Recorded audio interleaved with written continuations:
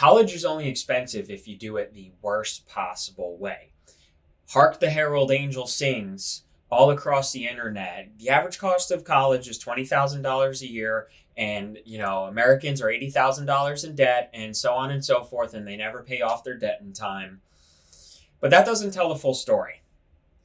Okay, because the $20,000 is based on the estimated cost of attendance, which is not the same thing as the tuition and fees that you pay.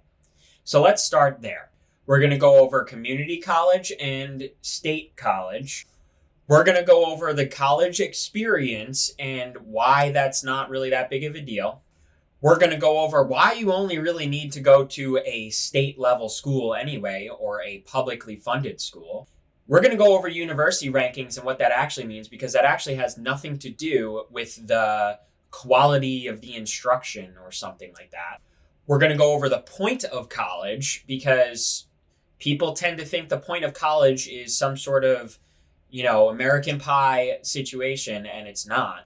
We'll go over student debt and student loans, because that is also so easy to screw up, and you're provided every opportunity to come out with little to no debt, especially as it pertains to the interest problem. And then we'll go over how this connects to eyes on the prize, how this connects to what it means to not allow yourself to be infected by this nonsense, to be infected by this negative attitude, and how with the right mentality, you can just dig through and find solutions to your problems. So let's get started. Okay. So I'm going to use my college as an example here because, this was actually fairly easy to pull up. I wanted to give it a shot. Let me just give it to my first college. So my first college was SUNY, State University of New York, Cortland. So that's already a hint there at the state schools. But they give you a rough tuition and fee rates estimate here. Okay. So we're going to start with, and let's just do this with undergraduate tuition, New York State resident, and they give you this on-campus part here. Okay. So this is kind of what it means for there to be an estimated cost of attendance. So what fucks this all up here is, let's start with this room. So this is on campus. This is the on-campus housing rate. So this is $4,400 for about 15 weeks. And this is like rent. $4,400 for 15 weeks. So that's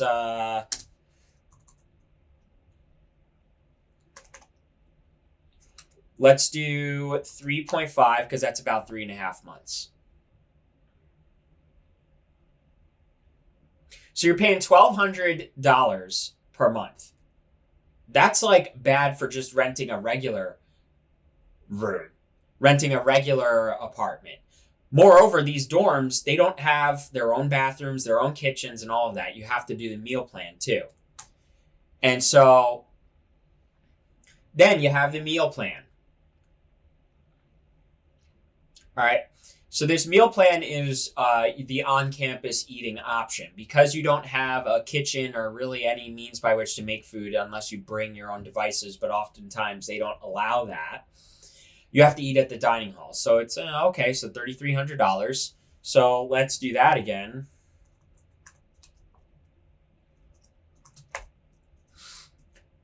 So you're paying $947 per month to eat at these dining halls. And yes, the additional charge is because you do get to go and swipe your card as much as you want. You do get, the food serviced to you. You don't have to cook. You don't have to clean and all of that. But between me and you, what would you rather have? This, exorbitant service for an extra $600 a month in food? Or would you rather suck it up buttercup and cook it yourself? So what's the problem with this? You can't call, so the way that this breaks it down, it's using the on-campus housing and the on-campus meal plan. But usually in most colleges, they break it down as estimated cost of attendance, and then they give the average rent of the area or a national average rent, and then average grocery prices, and then they total that for the semester, and then they display that as an estimated cost of attendance. The problem with this is that Room and board is not a cost of attendance. Room and board is a cost of existence. And when people don't dig into this and they just say, oh, the estimated cost of attendance for college is 20-something thousand, $24,000 per school year. So almost $100,000 for a degree. People, without digging into what estimated cost of attendance means, already right there disqualify themselves. They already say, how am I going to afford $24,000 a year? That's a roughly $2,000 more per month that I'm paying and all of that. But that's not added on top of your current bills. The only thing to add on top of your current bills are the tuitions and fees. So let's look at what that looks like. Okay, so this is basically saying what the charge would be from the school if you're living off campus, meaning that the school can't charge you room and board or room and meals. So what do you have right here? So you have $35.35 for your tuition. So that's just the price of the classes. And then the fees. Now, some of these fees are bullshit. I've seen a million times before this like college fee. And like literally sometimes I kind of joke about it. Like the fee, the college fee, the breathing fee, right? But really this doesn't amount to that much when you think about it. And actually a lot of what's built into this is like medical services. Colleges often provide you like free like therapists, free specialized learning center help, free computer resources and all of that. Not really free because you're paying the fees for them, but you get the library, you get access to all sorts of stuff. You get like this Microsoft account and all of that. So that's just like the little bit, I do agree that they overcharge on it, obviously. And for a public university, the goal of that part shouldn't be to make money. It should be to cover the costs. But in a way, you have to have a margin to cover the costs anyway, because there's unexpected expenses and so on and so forth.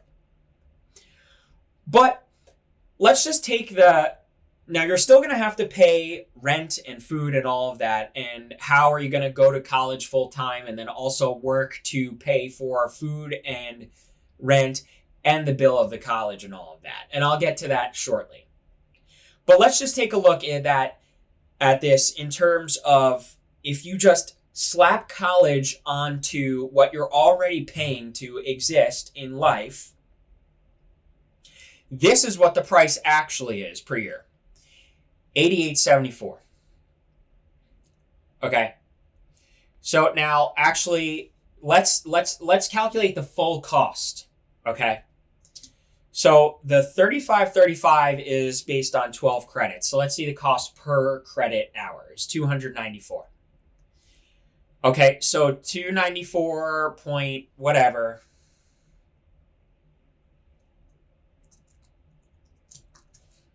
Okay, so since that's per credit and it takes usually about 120 credits to graduate.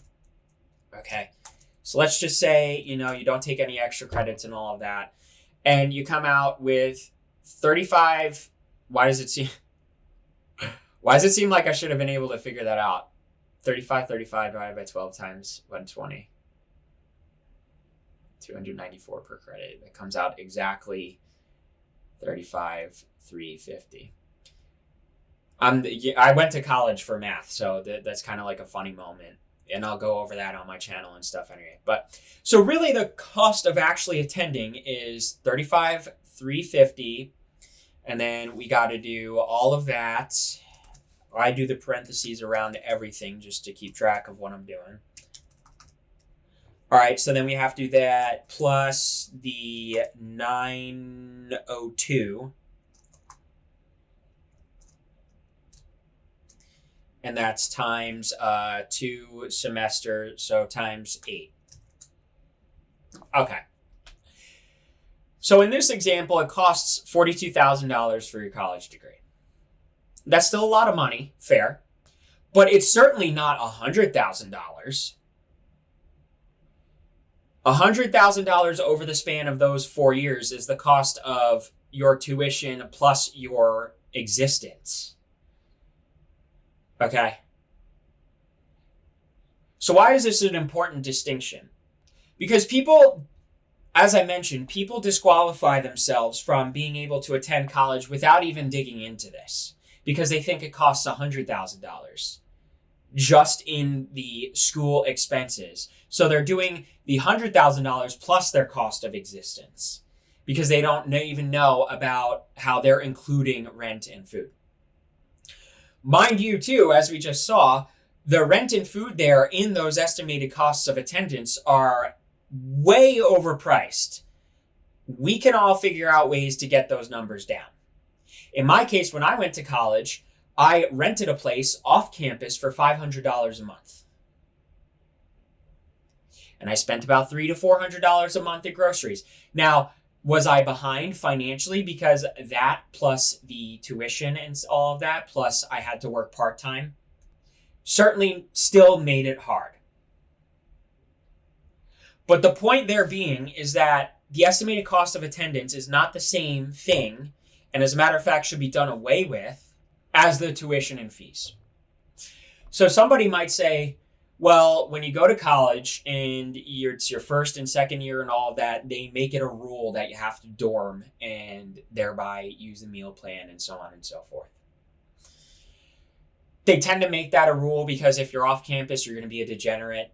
I mean, you're on campus, you're going to be a degenerate anyway, but it's a little bit easier to keep an eye on you and make sure you're not like getting arrested, especially the freshmen and sophomores. They're super overzealous and it's like the grandest time of their lives and every movie scene they've ever seen is coming true. And they're all trying to get laid and be degenerate drunks all the time. So the college usually wants to keep an eye on that. Now, I never looked into this part because when I was a freshman, I wanted to dorm because I wanted to, be around girls and shit. But let's suppose you're really dialed in. You're locked the fuck in, eyes on the prize, and you're saying, I don't want to do that. I do want to go to this school, but I don't want to do any of that nonsense. I can't say for certain that every school is going to have a waiver option. But I can say it's worth looking into. And the reason I'm confident in that is because when I was in the military, of all things, there's a waiver for like literally everything that you can get approved. In the Army, it's very challenging to get any sort of waiver of any type approved. But a college is going to be much more negotiable on that. All you have to do is give some sort of story of, and that's another thing too. Tell a fucking story. Tell a story about how, you got hurt one time and you don't want to be in the dorm. Like, get a fucking note from some sort of therapist or something saying that you suffer from close proximity anxiety. Like, whatever you could do. Like, just figure it out. And that's not fraudulent because it's strategic. So then when you live off campus, it's up to you to find a place that's much less expensive and do your groceries and live strategically. And I'm not going to go too far into it with this video on how price of housing and rent is fake. I've done another video on that. But just know that you can find a fucking place that's certainly not $1,200 a month. Now, if you can't find a waiver option, here is another option. Remember the whole community college thing? So here's another example. This was my community college. And my story, I went to college first, and then I went to community college, and I went back to college, and so on and so forth. I wasn't too sure about what major to do, and I wanted to step out of that environment the first year because it was degenerate. It was fucking drugs and alcohol all the time.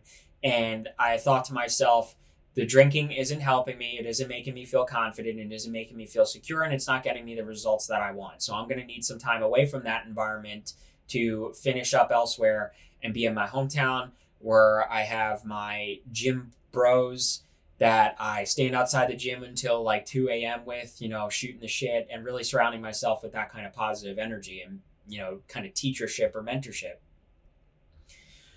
But let's suppose you're not me, so you're starting college from scratch and either you're 18. This is a real quick point too, is that if you're above like 20, 21 and you're starting college for the first time, you don't have to do the dorms usually. they consider you like an adult student now. So you don't even have to do the dorms. You could set it up yourself. But let's get into the community college part. Okay, so here's the example. Tuition, residence, and we'll get into residency in state schools and resident tuition rates and so on. Okay, so let's start with the tuition per credit rate. So $29.15 divided by 12. So you're paying about $50 less per credit, all right? Not really all that dramatic a discount, but still certainly better than private colleges and private institutions. So not all of these fees are going to fly, right? So obviously and smoking policy violation, that's only if you violate the smoking policy, yada, yada. But let's say it's about the same as the previous college, $902 per semester. All right. So to get an associate's degree, this community college, right, associate's degree, you need about 60 credits. So what did we just say? It was $29.15 divided by 12, okay, times 60. So now you're paying $14,000 for the first 2 years, and then we'll do plus, let's just say it's the same.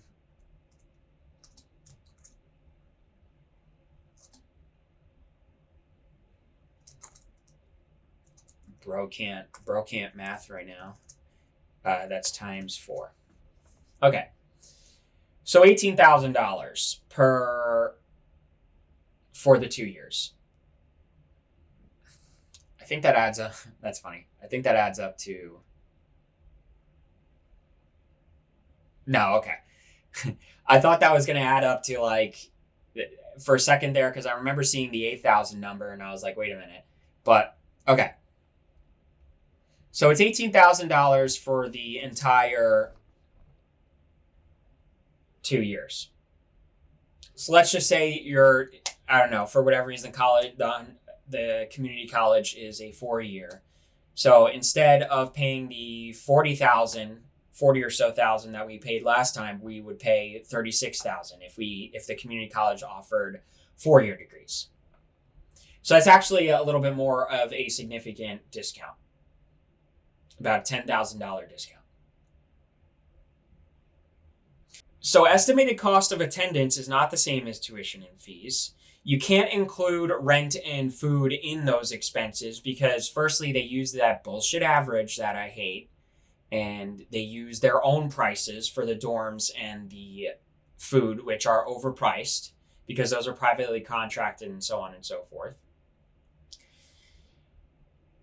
You can skip out on that and rent and eat food for a cheaper price and exclude rent and food from the price of college because that's the price of existence, which is not the same thing as the price of college.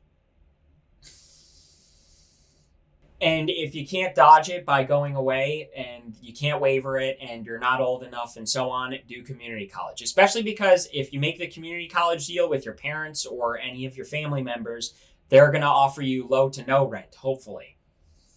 Right? Some people's families suck and will say, fuck you, you're paying up. You're paying up. You better fucking grow up, little kiddo, and all of that. But if you have the opportunity to pay no rent when doing this, then absolutely take it. Or low to no rent. Or whatever kind of deal you want to make with your family. Okay, so now you might say if I go to a state school, if I go to community college, that's not going to look good on the careers and all that. The whole point of getting a college degree usually is to, study what you like and so on, but more so get a job. That's the whole gimmick about it, is it gets you a, say, 60 to 75K a year plus, and it, bumps you into that bracket of being able to make some moves and climb some ladders to get past, say, that 100 to 125 mark. So you might say, well, if I go to a state school and if I go to a school with no reputation, I'm not going to stick out on a resume and all of that. Here's the deal with that. nobody's can keep fucking track of which schools are the best for which things, when and where, and what the reputation of each school is, and so on and so forth. Think about you just for a moment. Think about you. Can you rattle off any names of colleges except for like maybe the handful you've been looking at, the ones your parents and family went to or friends went to, and like Harvard, Yale, MIT, Berkeley, those like ultra star-studded ones that you're not getting into anyway? So if you can't think of that, think about how if you were to see somebody, let's say you're going out and hanging out and you meet somebody who's a college graduate and you're just bullshitting at the park or something, and they tell you, oh yeah, I graduated with my degree from fucking Idaho University. Like, are you going to sit there and like think, oh, well, I wonder where that university ranks before I consider this person, someone who got their education fair and square and studied something and learned and is capable of more now? Or do you sit there and think, oh, well, let me check that one out before I consider this person educated and capable and all of that? Or do you say, oh, wow, that person went to college. I'm so jealous. That's what I want to do. I want to finish my degree. I want to be an educated person and an educated member of society. So why would job seekers be able to like do something different? Or excuse me, why would bosses or hiring managers or whatever pay that close attention to which colleges rank under which circumstance and so on and so forth? They can't. The only way they'll be able to do that is if you have some sort of fucking world famous university on your resume like Harvard. Otherwise, they're just looking for a fucking degree. And they don't even check whether or not you had it usually. Like, they don't ask you for your transcripts. They don't ask you to show your diploma. Because the reality is, it's going to show whether or not you're actually educated when you work. Are you able to do the job or not? Moreover, that's more so what they're looking at. Are you able to do the job or not? They use the college thing, and that's all fucked up. They just kind of use that as an extra standard to go through the robots that scan the resumes now and so on. But there's something to be said for how college overall, any college, trains your thinking, trains you to think differently, trains you to, construct arguments a little better, trains you to, take a look at some observable phenomenon and like draw conclusions and so on and so forth. So it doesn't matter what college you go to as long as you fucking went to one. Okay, that's really the short part of that. And nobody even has to know whether or not you went to community college, because your community college credits will transfer to your bachelor, and then you get your bachelor, and then all you have to do is show them your bachelor or say that you have a bachelor. Why would you also include that you have your associates in like whatever the fuck? They don't care. Nobody looks at that because you already have the bachelor. You're one level up. So just why would you have to tell them that the way you got there was community college? Just a side note, university rankings too have nothing to do with the degree of instruction or how well the teachers teach. Most colleges don't give a fuck how well they teach because their ranking system is based on how much research they put out. Not even the quality of that research, how much of that research gets put out. And that's where if you go down that rabbit hole, you'll see all sorts of people coming out and saying like, yeah, I was a professor or something like that, or professors are just pressured to put out bullshit papers just to keep fucking putting out papers and all of that so that colleges get more funding and get more notoriety and so on and so forth. So sometimes they kind of cut corners when they write those papers and, put out bullshit. So college rankings have nothing to do with the level of instruction and everything to do with the amount of research they put out. But the amount of research they put out is like bullshit anyway. So you can cross this idea of university rankings off the list. You can cross this idea of you're going to get judged for not having gone to some sort of notorious school. As a matter of fact, suppose you do go to a notorious school like Harvard. Okay, those are private institutions, so they're all charging you an arm and a leg. And let's say you got in, but your scholarship doesn't cover the whole thing. The only difference there is that you're going to get a job like instantaneously, and you're probably going to get better offers. Like you're probably going to immediately get a 6-figure offer. But after taxes, especially on $100,000, it comes out to like $5,000 a month. So it's only like 60 something thousand a year. Now, since you're paying all that extra money for that Harvard, it's much more money than it's worth in terms of the $100,000 salary, especially if you have loans pulled out and now all of that, you're like never going to make it back. It's not worth it. Whereas sure, with another degree, you might come out with a $60K or a $75K job, but your student debt's like $20,000 or something. You're going to get much farther ahead monetarily, especially because once you get your foot in an industry with a little bit of experience, it doesn't fucking matter where your degree is or what degree you have from what or whatever. All they care about now is the experience. And they just need to be able to check off the bachelor box. So do you see how this is like really like completely misinterpreted? Because it's easier to just misinterpret this and say college is too expensive and I can't get into a famous school. And that's easier to do than to dig in, do some research and commit to it for 4 years or so. You know, like if college is one way to get a higher salary, if other avenues aren't working out and college might be one way, then just fucking make the move. You're not going to regret it, and you're going to have that degree forever. And the way it trained your mind is going to be with you forever. And even if you can't pay the debt back and so on, they can't fucking foreclose on your degree, so that doesn't matter. So you also might say, well, but I want to go to college for the Cawledge Exthpewiencth. So here's what people mean when they talk about that. They mean the experience to have fucking butt sex parties. To get drunk and have fucking butt sex parties. Because that's all anybody deep down is talking about when they talk about the college experience. Let's be real. Of course, nobody admits that, and they say, well, the Cawledge Exthpewiencth of being away from home and being independent and I have to do things by myself. Or you could just do them by yourself at home. Like, what's stopping you from doing things by yourself at fucking home? Cooking by yourself at home. Like, your parents can just not do that for you. And if they do that for you, okay, well then when you move out and you live your life, you then have to do it by yourself too. And there isn't really like a training for that. That's not hard. You have to fucking cook. You know, like I hate cooking and it's a pain in the ass to me and I hate cleaning up and all that stuff, but it's not fucking hard.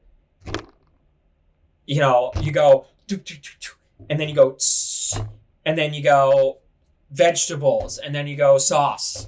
You know, fucking bottled sauce. You don't have to make your own sauce. Bottled sauce. Chicken, stir-fried chicken, and fucking rice. Throw frozen vegetables in the rice, heat up the rice a little bit, and you can make a pot of that, and that'll last you like 3 or 4 days. Also, doing things by myself. Well, if you're living with your parents can't go to class for you. So you have to do that by yourself. They probably can't do your homework for you because their brains are probably like way too fried to be able to get back into the school and academic thing of challenging themselves for that. So you got to do your work by yourself. You got to drive to, especially with community college, you got to drive to community college by yourself. So that whole, the Cawledge Exthpewiencth of learning to do things on my own. Yeah, bull fucking shit. You want the college experience of having fucking butt sex parties and being a degenerate fucking piece of filth. Getting drunk all day. That's what they all do all the time. I was there. And I tried doing that when I was 18, and then I realized this is fucking stupid, and I hate it, and it's not making me feel better about myself. That's a note about that, too. If you're going to college for that reason, and maybe half that reason, half a serious reason, just go to community college at the start, and don't let yourself get swallowed up into that. And that sounds very like boomer-esque, but I'll explain to you why. Because I tried doing that. And at the end of the day, firstly, drinking, it's just never good. I don't care what anybody says, it's never a good thing. It never comes with anything good. What, you get a fucking dopamine release and you go all silly and goofy? Seriously? You're gonna waste time of your life doing that to make yourself feel better temporarily about your insecurities? the butt sex thing too. It's like, okay, so suppose you do, especially for men. So suppose you go to college and you fuck a whole bunch of girls. Does that make you feel better about yourself? Like, and I hate, okay, so that way of framing it is kind of cringe, but you really need to understand that. You really need to understand that confidence is not, oh, well, a ton of women approve of me, so now I can approve of me. Confidence is you just approve of yourself irrespective of that. Especially because college-age women, like college-age anybody are just like fucking brain rotted. You know, like you'll hear people say stuff like, oh, well, he or she, you know, is, you know, insert arbitrary attraction metric. So, and because they don't have that, I'm not going to get with them. So now you, as a person trying to get fucking laid, is going to get rejected. You're not going to know why, and then you're going to feel awful about yourself because you have this compulsion for getting approval from the opposite sex as a means by which to gather confidence. But the opposite sex can be making these decisions on whether or not they approve of you in this completely arbitrary and unfair and ridiculous way. In a way that satisfies their own ego. Setting arbitrary bullshit standards like that don't have anything true to do with attraction is also filling an insecurity void for those people.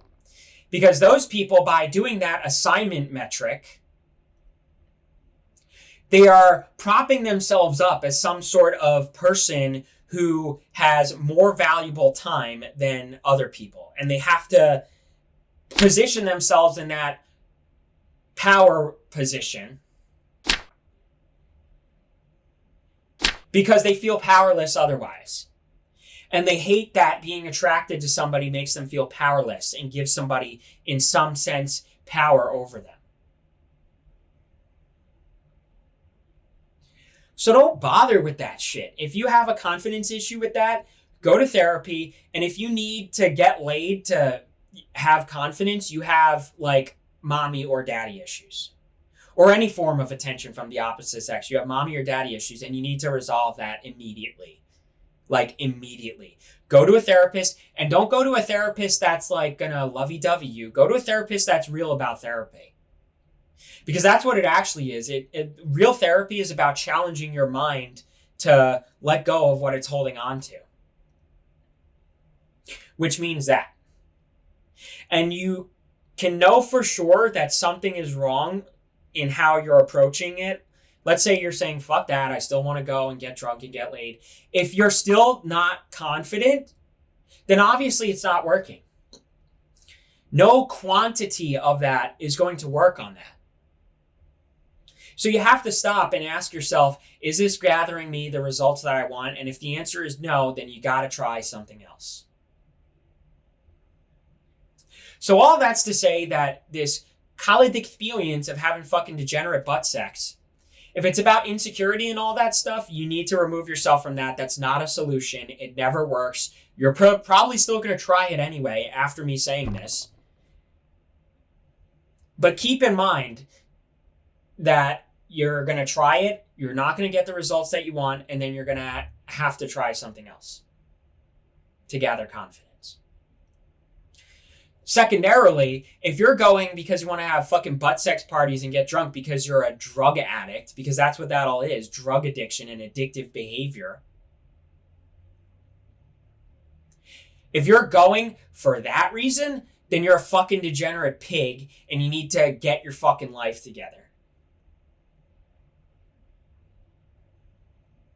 Pleasure and pleasantries are not why you were put on this earth. And you are a slave to your lowest common denominator instincts if you're doing that. Remember The Walking Dead when they get to the CDC and it's the first season and they get to the CDC and guy tells them how the virus broke out and what the virus is, and it shows the brain scan of the zombie and only their brain stem lights up. That's the only part of them that lights up. and it just makes them want to eat and like fucking run around and all of that.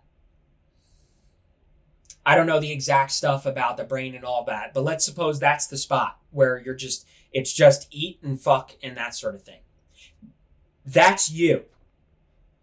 If you want to go and fucking get off, that's you.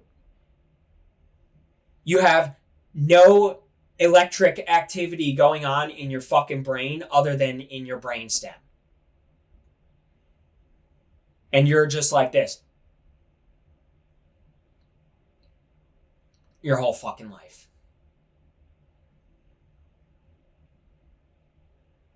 So, all right. Let's see what else we got. So the cost can still be expensive, 30 to 40 to let's even just say, between 30 and $50,000. That's also getting paid over the span of 4 years. Now, keep in mind that you're not getting charged across the entire year. You're getting charged for the 15 and 15 weeks, so the 30 weeks total that you're in college per year.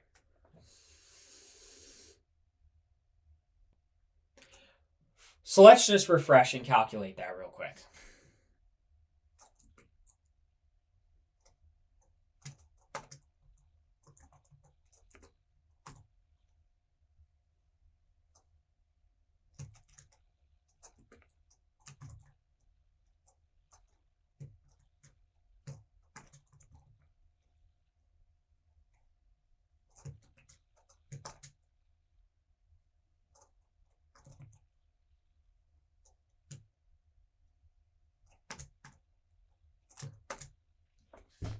Okay, so in this example, you're paying $42,566. So let's just divide that by the total amount of months. Let's just say it's the 48 months and all that, because keep in mind, during the summer, you're not getting charged. So in the summer, you have the opportunity to get ahead by working extra.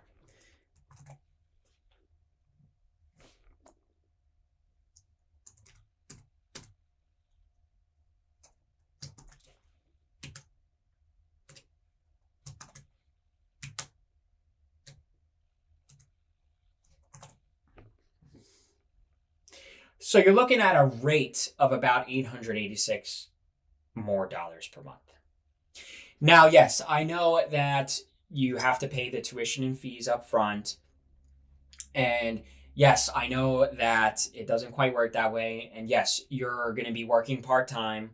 And in the summer, you're going to be making it up and you're still paying your food and rent bills. So that's where we get into financial aid.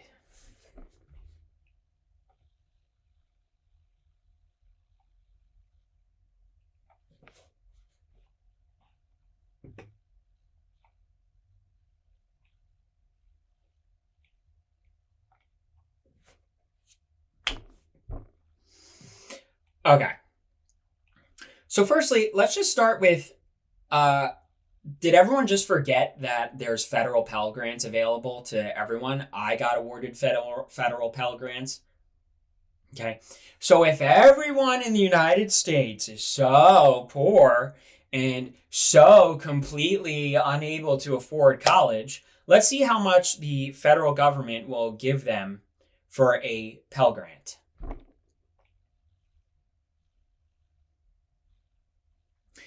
So we have the maximum, right, for this year, whatever, okay, it probably just goes up every year or something because of inflation and all that. The maximum is $7,395.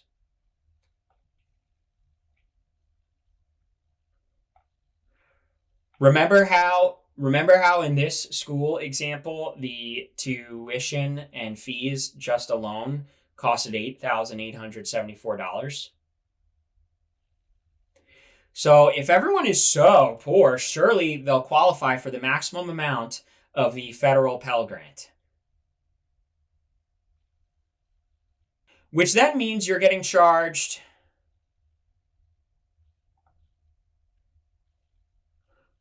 only $1,000 or so. per year. Now, I know it's not going to always quite work that way, but we're all swearing up and down there's no possible way we could afford college, so certainly we'll all qualify for the maximum Pell Grant amount. By the way, Pell Grant means you don't have to pay it back. Like, at all.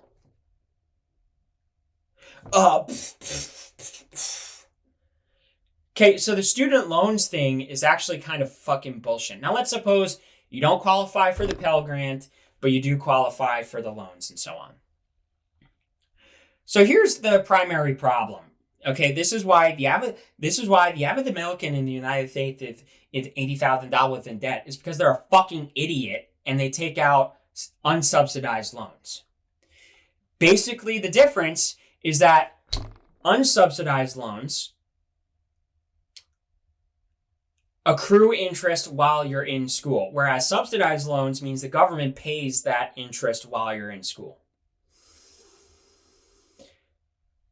Okay, so people will take out every single loan because they don't want to fucking work while they're in school, and they want to rent luxury apartments and do their luxury meal plans. So people just take out all loans, don't fucking work at all, even to just make a little bit of a dent in the expenses, and take out these unsubsidized loans and astronomically accrue interest throughout their 4 years in college. Just even using subsidized loans is just paying directly the cost of the tuition and fees, and then you pay it off later. And it doesn't start accruing interest until you get out of college. So you might say, oh, okay, well, it's still going to accrue interest. Well, you better make sure you get a job with that degree. And yes, the job market's tricky. Some people get a job right away. Some people take forever to get a job, and so on and so forth. And they do give you a grace period of 6 months, actually, which means that it doesn't accrue interest for the first 6 months that you've graduated and all of that.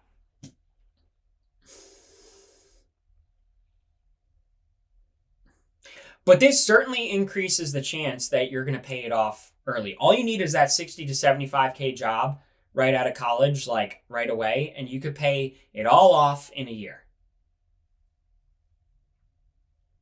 Maybe 2. Let's say in a year or 2, because you can net.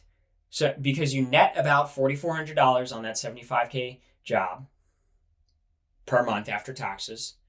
So crazy concept, but keep fucking living cheaply, and you could go positive by like $2,000 a month. That's what I did.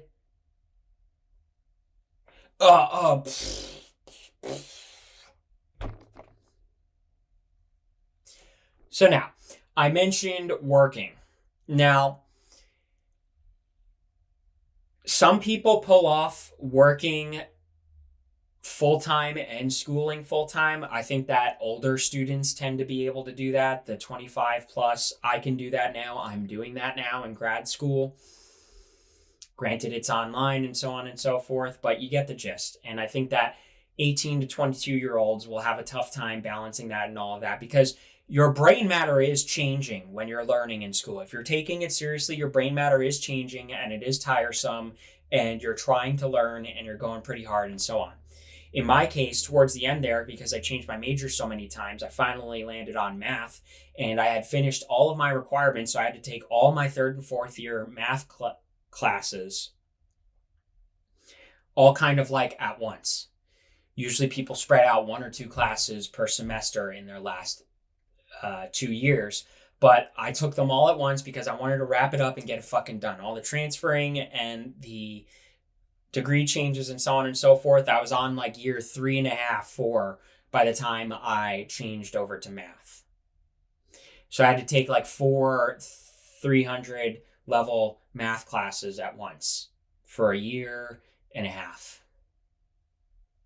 So I was pretty tired, and it was tough and all of that. And I could only manage to work like 20, 30 hours a week because I was really serious about learning and challenging my mind. So I could only work about 20, 30 hours a week. Okay, so I don't remember exactly what I was making.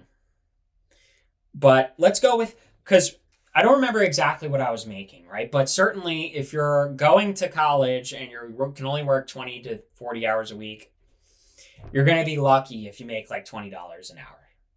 Okay, I think in some cases, it was only like a handful of years ago, but like $12 an hour was still like manageable before like the pandemic and so on.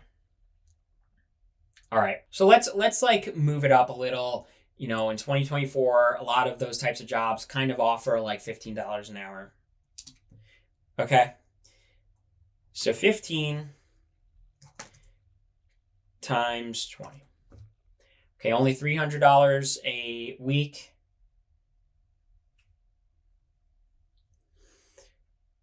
And let's just say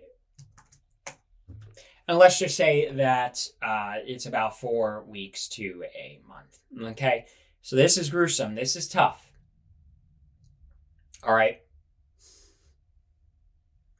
But if you're taking Pell grants well, if you're doing unsubsidized, if you're doing grants as much as you can in grants, because you don't have to pay it back no matter what. If you're doing subsidized loans, you're kind of covering the actual cost of college, and then you're living on $1,200. Now that's still tough. But the thing is too, is that these college towns can't manage to charge ridiculous rent rates. A lot of the strategy for them is offering houses at 6 bedrooms or so, with the idea in mind that you and a bunch of friends are going to split it, and it comes out to less than $1,000 usually per month per person. The food, like seriously, if you can't figure out how to spend no more than $400 a month in food, then you got to stop going to like the fucking fresh produce section. And you got to stop getting like ridiculous shit, snacky boxes and so on and so forth. Get shit that you have to cook yourself, because it's always cheaper if there isn't that extra step added to it. Get frozen berries. You could get frozen diced up vegetables actually at a cheaper rate than just getting the fresh produce vegetables. In my case, I literally was renting for $500 per month. And my groceries amounted to $300 to $400 a month. That's with me being a tough guy, working out and all of that. And admittedly, I had to wear clothes with holes in them sometimes. I could never afford to get more clothes. And I literally wore clothes with holes in them to the gym. I had like one fucking towel. I had like one pot, one pan, and I had to wash it every single time and so on and so forth. I had 2 forks. Okay, but it fucking worked. And I got ahead. Now, this is a different... I'll say this too. This was a unique strategy to me. And this doesn't always apply, and some people can't manage their credit cards. But one of the things that I did was I would get a credit card with a introductory offer of 0 interest for an entire year. And I got that because I got good credit. So every year I would get that card from wherever. I would put what I didn't make up on it. So let's say I went over for the month, the $500, the car payment and all of that too. I forgot to mention that. Let's say there's the $1,200 here, and let's say it still winds up being like $1,500 to $2,000 a month. So you got to slap the extra money on that card. Let's say it's $15,000, because I remember at the end of every school year, I wound up with about $2,000 to $3,000 on that card. So then you get your summer to just do nothing but fucking work and make it up. And that's exactly what I did. Now, not every job is seasonal and all that, but I knew a lot of guys who would do the seasonal construction and the patios and the bricklaying and so on and so forth, work for the friend's uncle or whatever, or the dad's friend, the dad, and so on and so forth. And in my case, I did a lot of fucking lifeguarding. I lifeguarded as a swim instructor at a summer camp. Summer camps don't pay much, but it was totally worth it. It was a great experience. And then on weekends, I would lifeguard at those little HOAs and all of that. And sometimes in the evening, I would lifeguard at YMCA and all of that. And yes, I was home, and I had the fortunate thing of my family letting me stay home with no rent. And I still got my own groceries, though, a lot. Okay, so with all of that being said, basically what would wind up happening is that I would make it up throughout the summer. And by the end of the summer, I'd have about $1,000. And that was just enough to put my next down payment down, cancel the credit card, and start right back up. Now, $500 is like the lowest rent you'll ever find. And, rent's going up and so on and so forth. But if you dig, I'm very confident you could find a place for under $1,000. So, you're going to have to work longer and harder than I did that summer. And, granted, that summer job that I had, tends to pay a little bit more than minimum wage because you have specialized training and all that. It wasn't much, but it was a little bit more, which helped. And is it always going to be the case that it's $500 rent and that and so on and so forth? No. But the big picture here is that you could just fucking figure out a way to make it work.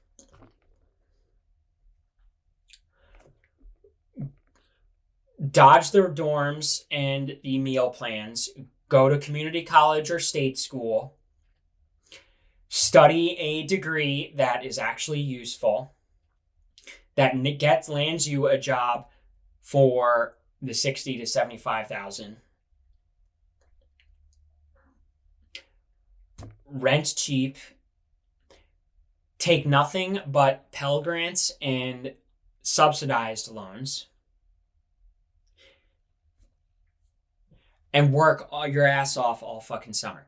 And I'm not giving you the, pull yourself up by the bootstraps and work all summer and that sort of thing. It's not the point about the working hard, but the point is we got to knock it off with this. Everything's too expensive and there's nothing I can do about it and yada, yada. And I'm not going to even bother looking because at the end of the day, if you want a college degree, it's going to kill you that you don't have one and you're just going to fucking want to get one. And if it's a move for you to make a level up, then go after it. Yeah, sure, college is a scam and it's bullshit and they make you take bullshit GEs and the fucking, underwater basket leave and the underwater basket weaving classes, and that's fucking bullshit that I have to pay for that. Sometimes it is just a little bit of the way that it is. And yes, I think it should be reformed, and maybe at some point in my life I'll become a politician to take some sort of action against that. You could also say that college is a scam because it requires way more courses than it needs to. You could just knock 30 credits off of probably any degree program and still come out just as learned and well-educated as before, which knocks a year off, which knocks about $8,000 to $10,000 off the price of the college.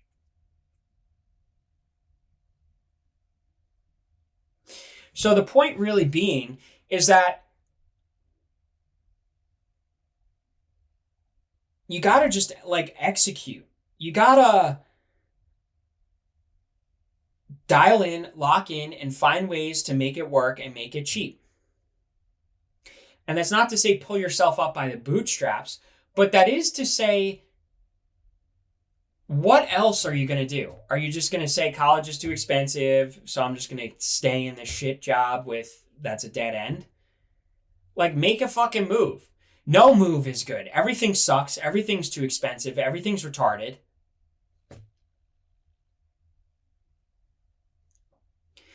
But the worst thing for you is to be comfortable and complain about this phenomenon. Whereas you can just be uncomfortable, figure out a way to make it work, push through that stress, and you'll come out on the other end, maybe more uncomfortable, maybe in, more debt than you're comfortable with. But you'll be glad you made a move, provided it wasn't an absolutely insane, stupid move like getting an underwater basket weaving degree and getting fucking butt sex drunk the whole time. Other than that, you'll be glad you made the move. And then there's still strategies thereafter. So as a matter of fact, I have student debt, but it's been postponed the entire time and hasn't been accruing interest the entire time, and I haven't made a single payment. Why is that? Because I've been further enrolled in school since then. I did a second degree in computer science, and then I'm in grad school. And yes, I'm using veteran benefits to pay for those things. And in a way, those of you who don't have those things will have to pay the tuition fees and rates and all of that. But you'll be working your post-college making real money job. So you'll be able to absorb the cost of that. And the reason why you'd rather do that than pay off the loans, because you're paying interest, which is throwing money away. And the more classes you do, it can only help you, not necessarily just on paper and on your resume, but on your mind. There is something to be said for consistently learning and consistently exercising your capability to learn. So in terms of like Marchese methods and mentality and all of that, I mentioned it a little bit earlier. You have to be ruled by your spiritual fulfillment desires, what you want out of life, not ruled by your dopamine-seeking pleasantries instincts. Because if your life is dictated by those things, you're going to get the easy degree, you're going to live on your loans, you're going to have drunk butt sex the whole time, and it's going to make you zero progress, and then you're going to further sink yourself into a hole of, I don't know what to do, my life sucks, so I'm just going to keep stuffing myself with pleasantries and pleasures. And you're going to make this college thing a stupid idea. So here's what you do. Community college and state college. Only take subsidized loans and grants. Work while you're in college, live cheaply, chill on the fucking drinking and partying, stay in school to defer the interest in loan payments. I'll also say this, and I'm stealing this a little bit from a guy on YouTube or just an overall comedian, Sam Hyde. The whole debt thing, it's scary and all of that, but what the fuck is going to happen if you don't pay it? They're not going to kill you, and they can't foreclose on your degree. You know what's going to happen? They're going to send it to collections. You're going to ignore collections, even though it fucking makes your heart pound whenever they call. You're going to watch your credit score dip, and then nothing's going to happen. And you might say, well, if my credit score goes down, I'm not going to buy a house. Really? Because you were buying a house anyway, right? At 21, 22, or you were buying a house anyway, right? The second you step out of college. You can also just pay a credit repair agency a handful of 100, and they can make it go back up. If you're in a moment where your credit score is still down, but you need the house time now for whatever reason. Also, student loans get wiped after 20 years too. You can just ignore it. You could just tell them you can't afford it and pay them fucking $3 a month. And I'm stealing that from Sam Hyde. I'll link that video. It's hilarious.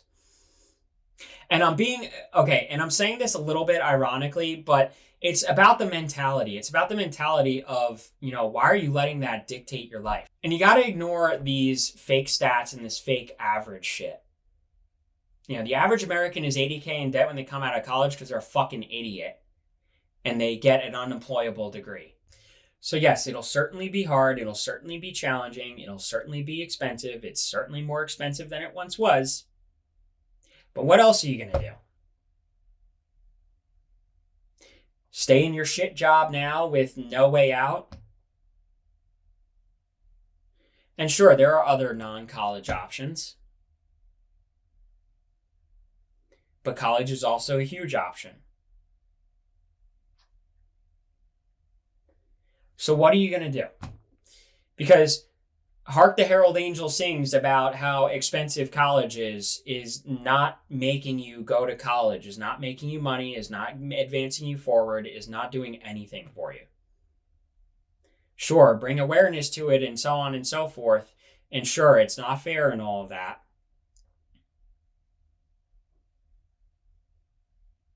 But you gotta drop the bad attitude outlook on life. There's ways to do things, and you gotta just fucking make it work. Because you don't have a choice. You're not going to be happy otherwise if you don't get the money problem solved. You're just not. If you don't cross a certain threshold with money, you're not going to be happy. You're always going to be miserable. So you might as well just fucking try anything you can to get there.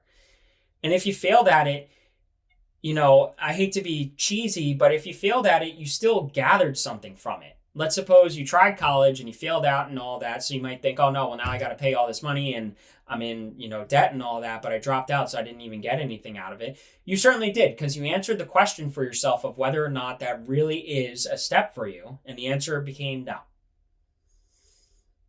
That's worth whatever debt or whatever, rather than spending your whole life thinking about, what if I did do it? What if this? What if that? I'm doing that with this right now. Right? Everyone always has in the back of their mind the idea of, okay, I'm going to do the content thing. I'm going to do the YouTube thing. I got plenty of things to say and I got plenty of things to show people. And how many people don't do it because they think about the statistics of, how many people have hundreds of thousands of subscribers and, they all got lucky and they all had some sort of niche and, they all got lucky viral. But quit it with the analysis paralysis. Any making a move does something for you. You might fail out of college, but you might meet somebody who can teach you a few things or changes your perspective or nudges you in a certain direction. You might find you're a fucking gifted mathematician. You might find you're a gifted writer.